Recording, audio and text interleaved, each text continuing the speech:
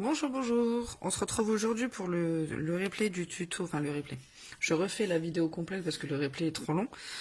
Du tuto de la carte pop-up qui se présente comme ceci. Voilà. Alors, pour la réaliser, vous aurez besoin. D'abord, moi je vais utiliser donc le papier flamand fougueux de chez Stampin' Up dans la collection Brillant. Donc le rendu est comme ceci. Et je vais utiliser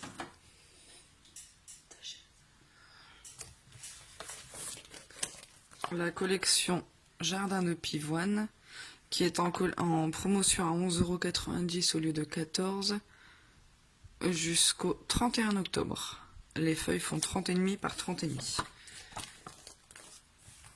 Alors, vous allez donc avoir besoin d'un papier de 24 par 12 cm, un autre de 10 par 7, un autre de 12 par 5. Alors ma caméra, voilà, le focus a du mal. Un petit de 4,7 par 4,7. Un autre de 9,5 par 6,5.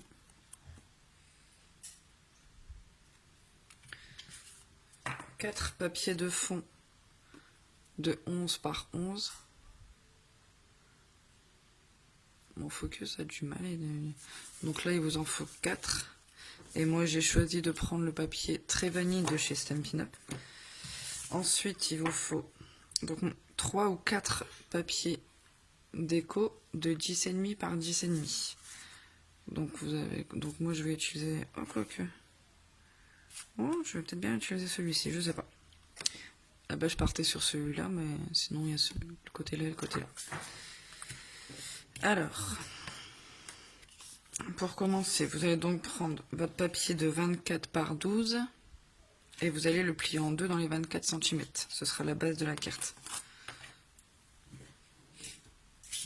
Ensuite, vous allez prendre vos papiers donc blancs ou autres de couleur unie qui serviront de fond de 11 par 11. Alors, moi je vais ancrer mes bords.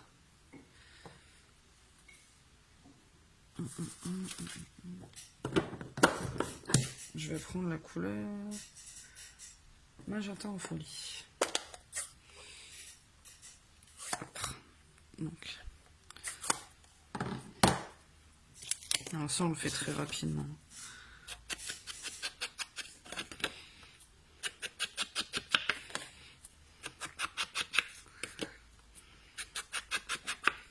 J'ancre mes bords.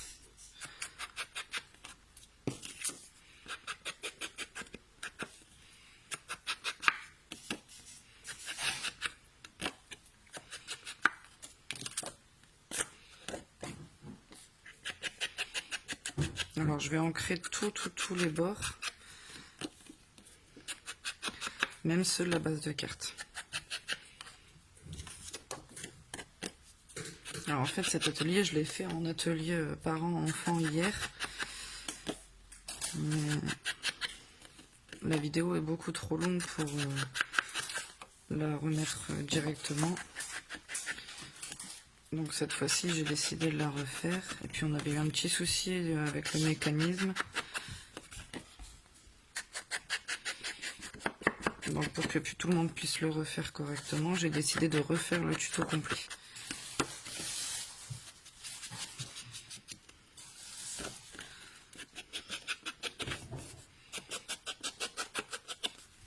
Oui, je mets pas beaucoup d'encre. Il n'y a pas besoin d'en mettre énormément.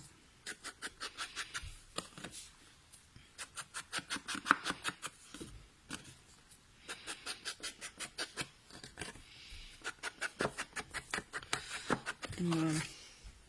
Je vais également ancrer mes papiers de déco.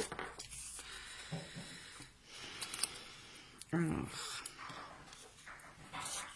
est-ce que je vais utiliser la face là? Oh oui, ça peut faire joli. Je vais prendre celle-là.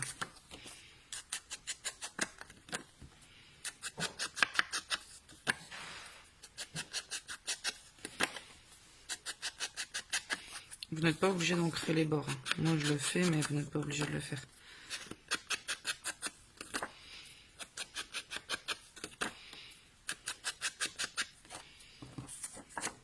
Et là, du coup, on va prendre celui-là.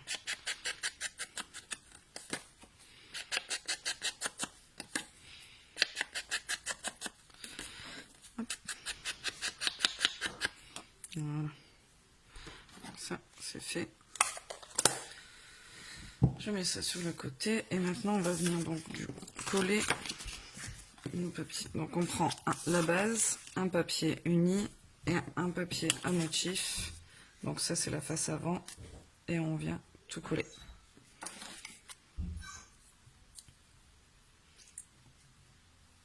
Il faut absolument faire la base de la carte avant de faire le reste. Sinon, on ne va pas pouvoir faire la suite.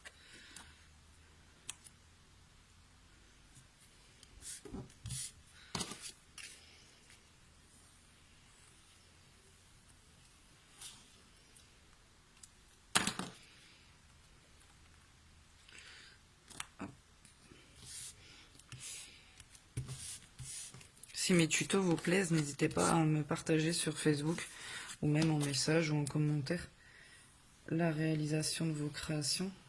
Et puis, vous pouvez les partager autant de fois que vous voulez sur vos réseaux ou autres. Si ça peut donner des idées à vos amis scrappeuses, pardon. Bravo, quoique scrappeur aussi. Scrappeur aussi. Il y a des hommes qui scrapent. Hop. Je fais une chose de l'autre côté. J'ai personnellement choisi, de ne pas mettre de papier déco à l'arrière de ma... Fais attention de bien tout aligner surtout. Je ne vais pas décorer l'arrière de ma carte. Après c'est un choix, mais vous pouvez. Moi je ne vais pas le faire.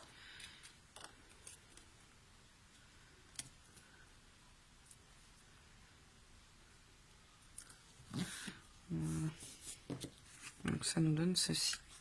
Donc c'est la partie ici que je ne vais pas décorer. Si vous la décorez, bien sûr, vous prenez votre papier de déco et vous mettez le papier décor aussi. Mais moi j'en ai pas. Alors, une fois que ça c'est fait, je vais jeter tous mes post-it. On va prendre le papier de 12 par 5. Sur ce même papier, vous allez tracer des traits. Alors moi j'ai déjà tout préparé. À 1 cm, à 2 cm, à 3,5, à 6, à 8,5, à 10 et à 11. Donc vous faites vos repères en haut et en bas et vous tracez vos traits. Une fois que c'est fait, vous prenez dans l'autre sens et vous faites la moitié. Donc comme ici on a 5 cm, à 2,5. Pareil, vous tracez votre trait.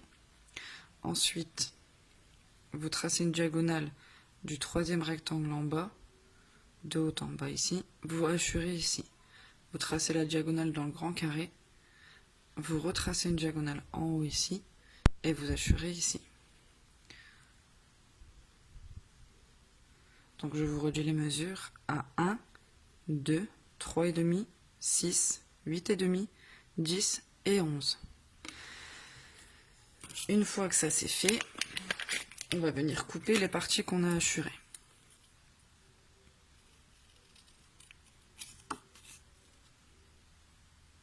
En recréant une vidéo tuto, je pense que ce sera plus simple pour tout le monde pour pouvoir mettre pause quand vous le souhaitez.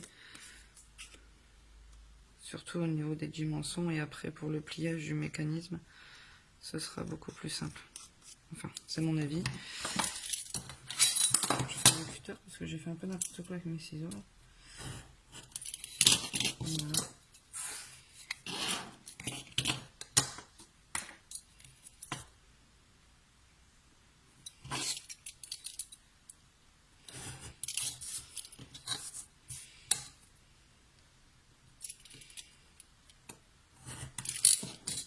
Alors, hop, les parties hachurées, on n'en a pas besoin. Vous obtenez donc ceci.